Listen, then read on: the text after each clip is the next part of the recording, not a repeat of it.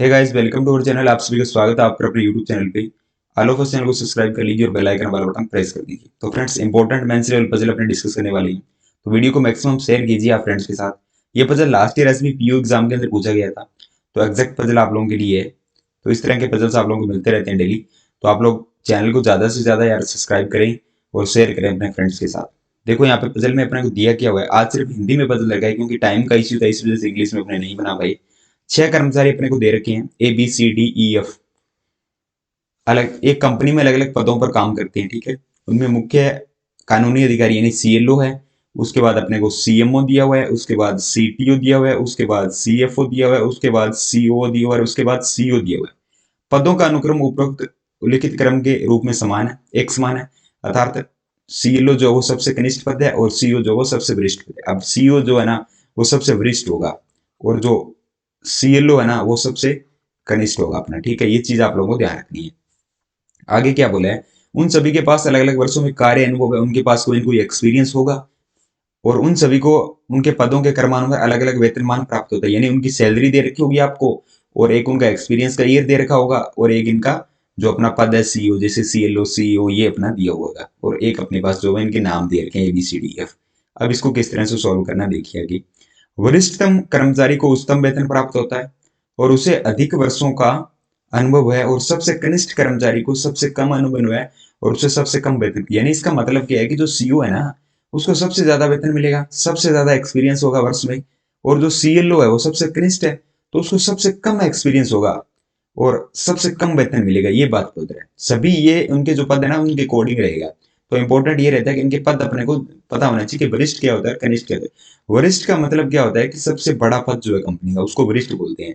और कनिष्ठ का मतलब क्या होता है, जो सबसे छोटा होता है, कनिष्ठ उसको बोला जाता है। तो सबसे छोटा पद होगा उसको कनिष्ठ बोलेंगे, ठीक है। अब अपने वन बाई वन करके सारी चीजें देख लेंगे। अब देखो यहाँ पे सबसे पहले अपने बना लेते हैं इनका स्ट्रक्चर। स्ट्रक्चर पहले से बनाया हुआ है, इसमें अपने कुछ चीजें नोट डाउन कर लेते हैं। देखो इनको डेस्टिनेशंस दो अपने को दे रखे हैं, इनके जो पद अपने को दिए हुए हैं पहले अपने इन्हीं को लिख लेते हैं। तो CO जो है वो सबसे बड़ा पद है। CO के बाद अपने पास क्या दिया हुआ है, COO का पद दे रखा है, तो CO। उसके बाद अपने पास कौन सा पद दिया हुआ है, CFO का पद दे रखा है, तो इधर अपना आ जाएगा CFO। इसके बाद अपने पास क्या दिया हुआ है, CTO का पद दिया हुआ है, यहाँ पे अपना आ जाएगा CTO। उसके बाद अपने पास CMO और उसके बाद अपने पास CLO का पद जो है वो दिया हुआ है, ठीक है। इधर अपने क्या करेंगे, इनमें इधर अपने पर्सन्स का नाम लिखेंगे, इधर उनका एक्सपीरियंस जितने भी साल का एक्सपीरियंस है, उधर उनकी सैलरी आ जाएगी अपने पास, ठीक है। ये सेम इस साइड रहेगा, इनके पर्सन्स के नाम आएंगे इधर, इधर उनका जितना भी एक्सपीरियंस हो रहा है वो आएंगे और इधर अपनी सैलरी। यानी दो पॉसिबिलिटी तो बना के ही चलेंगे अपनी। अब देखते हैं हमने कि ए का वेतन कितना है, 11 का गुनुज है। अब पता नहीं कि ए का वेतन कितना है पर 11 का गुनुज है। देखो यहाँ पे नोट डाउन कर लेते हैं कि ए का जो भी वेतन होगा वो क्या होगा, 11 के मल्टीप्लाई में होगा जो भी सैलरी होगी ए की, ठीक है। ये चीज अपने यहाँ पे नोट डाउन कर ली। आगे देखो, जिस व्यक्ति के पास 10 वर्षों का अनुभव है। अब कोई व्यक्ति ऐसा होगा जिसके पास 10 सालों का अनुभव है तो उसको एक्सपीरियंस तो होगा 10 साल का, ठीक है। 10 साल का एक्सपीरियंस होगा, कोई पर्सन होगा ऐसा। वह एफ जो एक CFO नहीं है से 10 के कम प्राप्त करता है। देखो इसमें बोला क्या है कि वह व्यक्ति जिसके पास 10 साल का अनुभव है ना वह एफ जो एक CFO नहीं है। अब के बारे में क्या बोल रहा है कि एफ CFO नहीं है से 10 के कम प्राप्त करता है। अब इस कंडीशन को समझो आप कि 10 साल का जिस बंदे के पास अनुभव है ना वो क्या है कि एफ से 10,000 रुपए कम कमा रहा है, पर एफ जो है ना वो एक CFO नहीं है। ये चीज इसने यहाँ पे बोली हुई है। तो ये जो 10 साल का एक्सपीरियंस जिसको है ना इसकी जो सैलरी रहेगी, इस बंदे की जो सैलरी होगी ना वो इधर अपने एफ है ना, एफ से कितनी कम होगी, एफ अगर एक्स को मारा ना तो ये x-10 कमाएगा। यानी ये कंडीशन यहाँ पे अपने बोल रहा है कि इसकी जो भी सैलरी होगी ना वो एफ से 10,000 रुपए कम होगी, ठीक है। ये चीज यहाँ पे बोलिए। एफ के बारे में क्या बोले कि एफ जो है ना CFO नहीं है, तो एफ CFO नहीं है तो CFO तो ये पद है, यहाँ पे आपको क्रॉस कर देंगे कि एफ CFO पे नहीं आएगा।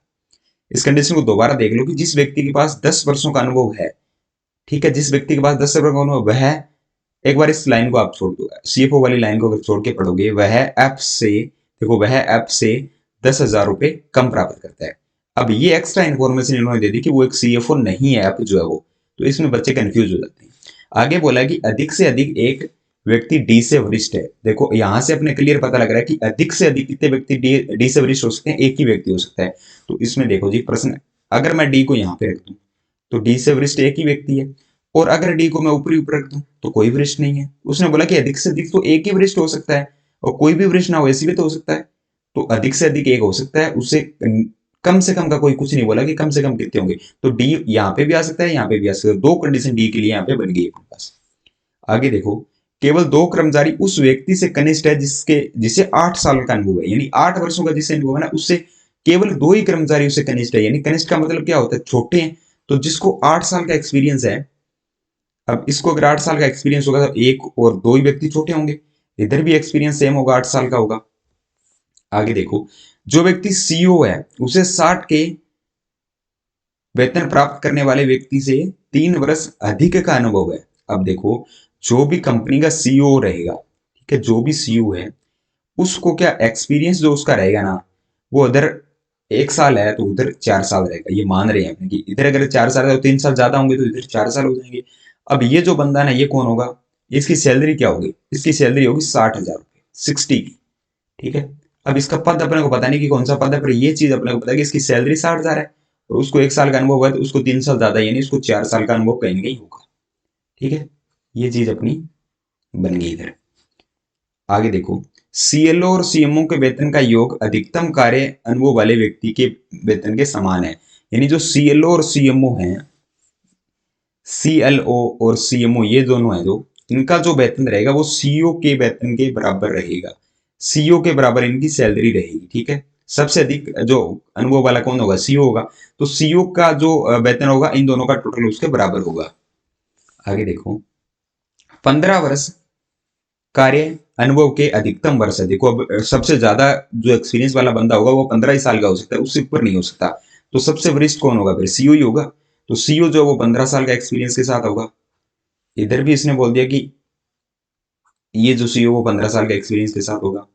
डी और ए के पदों के बीच केवल 2 पदों का अंतर है। अब डी और ए, डी तो अपने पता है इधर है, तो ऊपर तो आ नहीं सकता, एक और दो, तो ए मेरा इधर तो इसमें आ जाएगा, और इसमें अगर बात करें तो 2 पदों की, एक और दो, तो ए का पद कहीं ना कहीं यहाँ पे आ जाएगा। ठीक है, आगे इसने क्या बोला है कि सीएमओ और सीटीओ का कार्य अनुभव क्रमागत वर्षों में है। अब देखो क्रमागत का मतलब क्या होता है कि सीएमओ और सीटीओ का अनुभव ऐसे होगा, जैसे मान लो अगर सीएमओ का 5 है तो उसके अकॉर्डिंग होगा, यानी सीएमओ और सीटीओ का देखो इस तरह से होगा, इसमें दिखाता हूँ आपको। तो सीएमओ देखो, अब सीटीओ का अपने 8 साल दे रखा है, अब 8 साल दे रखा है तो क्रमागत क्या होगा, यानी ऊपर से नीचे जा रहे हैं अपने, तो कम वर्ष नीचे होंगे, ऊपर एक्सपीरियंस वाले वर्ष ज्यादा होंगे। तो सीएमओ कितना हो सकता है फिर क्रमागत में, 7 हो सकता है, क्योंकि क्रमागत अगर वो 8 है तो ये 7 होगा, अगर ऊपर वाला 9 होता तो ये 8 होता। यानी क्रमागत का मतलब होता है कि लगातार जो है। आगे देखो, सीएमओ 50 के वेतन प्राप्त करता है। अब सीएमओ जो भी है वो 50,000 रुपये वेतन प्राप्त करता है। ये वाला सीएमओ इधर है तो उसका वेतन कितना होगा, सैलरी कितनी होगी, 50 के हो जाएगी, और इधर भी कितनी हो जाएगी, 50 के हो जाएगी। पर ये जैसे अपने 50 के लिखा, एक चीज अपने याद आ गई कि ए तो यहाँ पे आ रहा है, पर ए के बारे में अपने एक कंडीशन नोट किया था कि ए की सैलरी तो 11 के मल्टीप्लाई में होनी चाहिए, 11 का गुणज होना चाहिए। 50 11 का गुणज होता है, ये तो नहीं होता जी 50 तो ये वाला कंडीशन मेरा गलत हो गया। अब इस कंडीशन पे देखता हूँ कि कहां तक मेरा क्वेश्चन जाएगा और कब सही होगा। अब देखो आगे, सी ए से कनिष्ठ है। अब सी जो है वो ए से कनिष्ठ है। अब इसमें देख लेते दोबारा से। अब सी के लिए दो पॉसिबिलिटी है, या तो सी इधर भी आ जाए, इधर भी आ जाए, दोनों में से कहीं पे भी आ सकता है। आगे देखते हैं, सीईओ का वेतन सबसे छोटी 2 अंकीय संख्या के वर्ग से 5 कम। अब देखो, सबसे छोटी 2 अंकीय संख्या कौन सी होती है, पहले तो ये बताओ। सबसे छोटी 2 अंकीय संख्या होती है 10 अपने पास, यानी 2 अंक जिसमें होंगे सबसे छोटी होगी 10 ही होगी। इससे पहले तो 9 आता है जो कि 1 अंकीय है। अब इसका वर्ग कितना होता है, इसका वर्ग होता है 100, उससे 5,000 रुपये कम है, 5 के कम है, तो यहाँ पे सैलरी कितनी होनी चाहिए मेरे पास सीईओ की, 95 की होनी चाहिए, 95,000 सैलरी होनी चाहिए। चलो सीईओ की सैलरी बना देते हैं अपने। इधर सीईओ की सैलरी, इधर तो अपना कैंसिल ही हो चुका है, अब इधर ही अपने को लिखना है। सीईओ की सैलरी आ गई 95,000। अब जैसे सीईओ की सैलरी मैंने 95,000 रखी, इधर एक कंडीशन नोट किया था कि जो सीईओ की सैलरी होगी उसके बराबर सीएमओ और सीएलओ की होगी। अब सीएमओ को मेरे को पता कि 50,000 रुपये सैलरी है उसकी, तो सीएलओ की फिर कितनी होगी, तो सीएलओ की फिर हो जाएगी 45,000 रुपये। ठीक है, अब अपने और देखते हैं आगे। बी सी से कनिष्ठ है। अब देखो बी जो है ना वो सी से कनिष्ठ है। अब देखो इधर कि सी के लिए दो पॉसिबिलिटी बन रही थी, पर बी तो सी से ही कनिष्ठ है, तो बी इधर आ जाएगा और सी इधर आ जाएगा, क्योंकि सी से कनिष्ठ हो जाएगा बी। आगे देखो, और उसके पास सी को प्राप्त होने वाले वेतन के अंकों के योग के बराबर का कार्यानुभव है। अब देखो कि बी जो है ना बी, उसके पास बी सी से कनिष्ठ है, और उसके पास किसकी बात करें, बी की बात करें, सी को प्राप्त होने वाले वेतन, सी को वेतन कितना प्राप्त हो रहा है इधर देख लेते हैं अपनी। सी को यहाँ पे वेतन जो है ना वो कितना प्राप्त हो रहा है इधर, 50 के प्राप्त हो रहा है। ठीक है, तो उसने क्या बोला कि जो उनका योग हो रहा है, यानी 5 और 0 का अगर योग करेंगे तो क्या आएंगे, 5 ही आएगा। इसने बोला भाई जो भी उसको वेतन मिल रहा है उसका जो टोटल है ना, उस टोटल के बराबर उसको कार्यानुभव है, किसको, बी को। तो बी को कितने साल का कार्यानुभव होगा, फिर 5 साल का होगा, क्योंकि उसके वेतन का टोटल तो 5 ही बन रहा है। इसके अलावा और देखते हैं, सीटीओ का वेतन 57,000 से कम है। अब सीटीओ को ना देख लेते हैं। सीटीओ ए है यहाँ पे, ठीक है, सीटीओ को ना ए 57,000 से कम है, 50,000 से ज्यादा है, और 11 का गुणज है, तो कौन सा होगा फिर, 55 के आएगा, क्योंकि 11 का गुणज एक ही बनता है इधर तो। ठीक है, इसके अलावा अपने पास ये बोला था कि एफ जो है ना वो सीपीओ नहीं हो सकता, तो एफ क्या हो जाएगा फिर, सीईओ हो जाएगा। वो तो यहाँ पे कौन आ जाएगा, ए बी और ई आ जाएगा यहाँ पे अपना। ठीक है, ई अपना इधर आ जाएगा। अब एक कंडीशन अपने पास और थी, ये वाली कंडीशन अपने यहाँ पे रखी थी, और एक ये वाली कंडीशन थी अपने पास कि जो सीईओ है ना, सीईओ जो है ना, सीईओ कौन है, सीईओ अपने पास आ गया एफ, और बाकी सभी अपने जो हो चुके हैं लगभग। और एक बोला था जिसके पास, जिसकी सैलरी 60,000 रुपये है। अब 60,000 रुपये सीईओ है, तो सब 55,000 आ चुके, तो 60,000 इसी की सैलरी बन सकती है फिर। इसकी अगर 60,000 रुपये सैलरी है ना, तो इसका जो भी कार्य अनुभव होगा ना, उससे ये 3 ज्यादा होगा, यानी इसके पास जो एफ के पास कार्य अनुभव होगा ना वो ई से 3 वर्ष अधिक होगा, ये बात ये बोल रहा है। ठीक है, ये अपना यहाँ से क्लियर हो चुका है अभी, तो 60,000 सैलरी अपने पास आ चुकी है किसकी थी, और ये जो है ना अभी अपने को पता नहीं कि कितने साल इनका एक्सपीरियंस है। अब एक कंडीशन और थी अपने पास, ये वाली कंडीशन कि जिसके पास 10 साल का एक्सपीरियंस है ना, उसका वेतन क्या है, ऐप से 10,000 रुपये कम है। अब देखो एक के पास 10 साल का एक्सपीरियंस भी है, तो वो कौन होगा फिर, 10 साल वाला। उसका वेतन यहाँ पे बोल दिया कि ऐप से 10,000 रुपये कम है, यानी ऐप से नीचे कहीं कहीं आएगा, ऐप से कनिष्ठ रहे होगा वो जिसका 10 साल का एक्सपीरियंस है, और उसका वेतन भी ऐप से 10,000 रुपये कम है। यहाँ पे देखो पहले भी अपने को बोला था कि जिसका वेतन अगर सबसे अधिक है, जो कर्मचारी को उच्चतम वेतन प्राप्त होता है उसे अधिक, सबसे अधिक वर्षों का अनुभव होगा। तो इसके अकॉर्डिंग तो ये बनना चाहिए कि ऐप से जो नीचे आएगा 10,000 कम होगा, तो आपसे नीचे आएगा कहीं कहीं, और उसका कार्यान्वयन वर्ष अगर 10 है तो वो आपसे नीचे कहीं कहीं आना चाहिए। अब से नीचे देखो अब कौन बच रहा है, कोई है ही नहीं, ई बचा अपने पास सिर्फ एक, तो ई का कार्यान्वयन वर्ष 10 हो गया। इसका वेतन अगर 10,000 कम है, तो आपका वेतन 10,000 ज्यादा होना चाहिए, तो इसका वेतन कितना होगा, इसका वेतन हो जाएगा 70 के।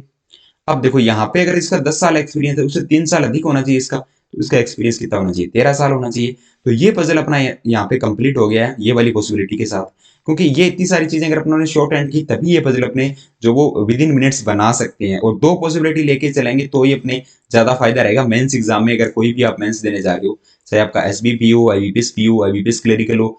क्योंकि जब आप पॉसिबिलिटी के साथ पजल बनाते हो तो 100% ये पॉसिबिलिटी आपकी रहती है कि आपकी पजल सही भी होगी और टाइम भी आपको कम लगेगा।